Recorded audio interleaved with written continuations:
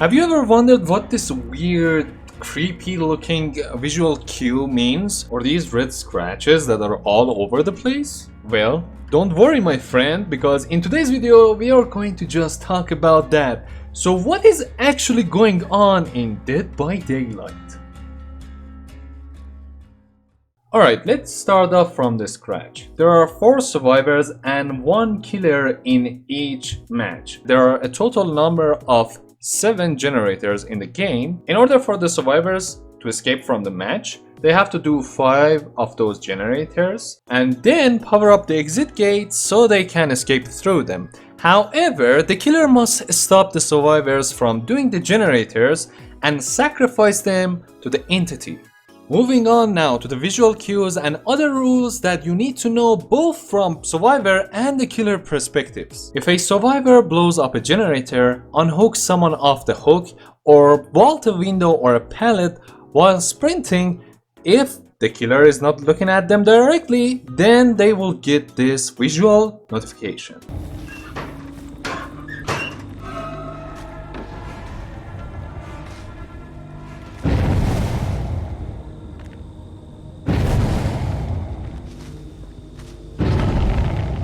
Moving on, we have the red scratches that you'll see all over the place while you are playing as a killer, and these are called scratch marks. As soon as you begin to start sprinting as a survivor, you will leave these on the environment, which the killer can see and use to find you.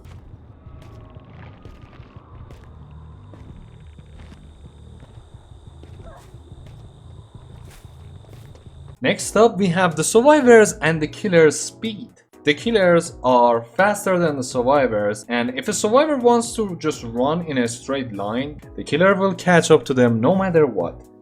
But there are 2 places that the survivors are actually faster than the killers. First one is when they are vaulting a pallet. Second one is when they are vaulting a window. When it comes to these 2, survivors are actually faster than the killers.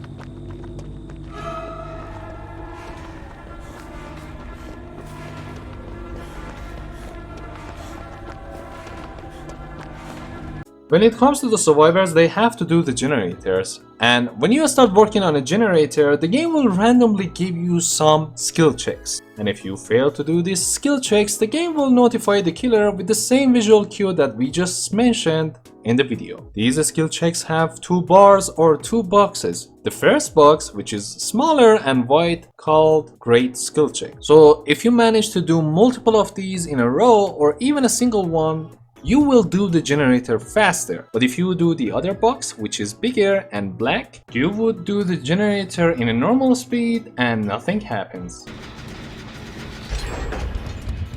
Oh, by the way, before we continue the video, I just wanted to ask you guys something. If you haven't subscribed to my channel, please make sure to do so, because I'm trying to grow my channel and I would appreciate it. Is there anything else that you want to know about this game, or do you have any other questions? Let me know with a comment down below. And without any further ado, let's continue the video.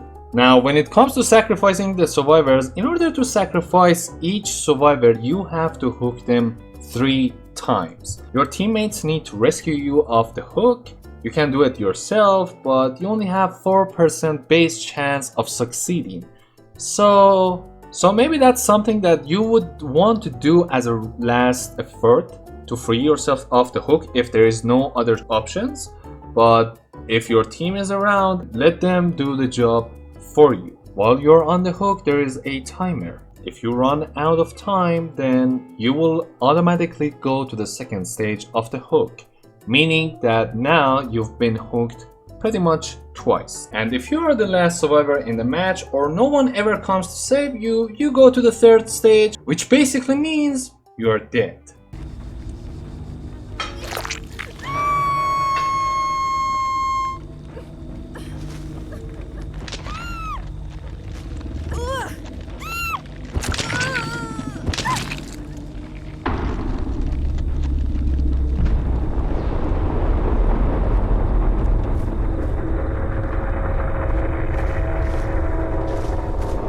When it comes to the difficulty of each survivors and each killers, one thing you should know is all the survivors are basically the same They just have different models. Some of them are a bit louder than the others, and some of them are a bit quieter.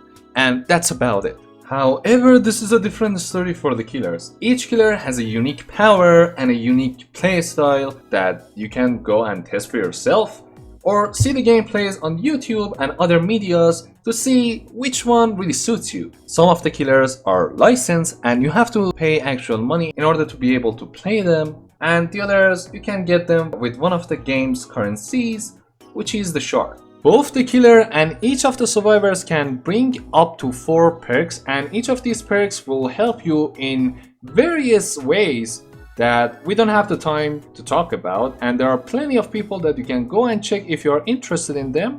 But yeah, basically to help you to win the game, you can bring up to only 4 perks. While playing as a survivor, there is this thing that is called terror radius, which is the sound of the heartbeat whenever the killer is getting closer to you. The closer the killer gets, the more intense the sound of the heartbeat will become.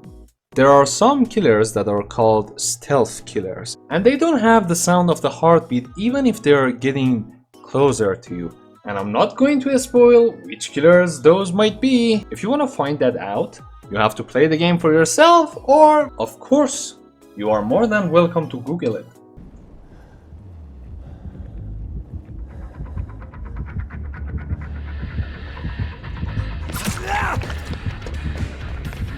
And last but certainly not least, we have the hatch. When all the survivors have either been sacrificed by the killer's hand or escaped through the gates, the hatch will randomly spawn somewhere in the map. Now it all depends on your RNG. If you can find the hatch faster than the killer, you get to escape from the trial. But if the killer finds the hatch, they can close the hatch, and that's basically your last chance to survive and exit through the gates.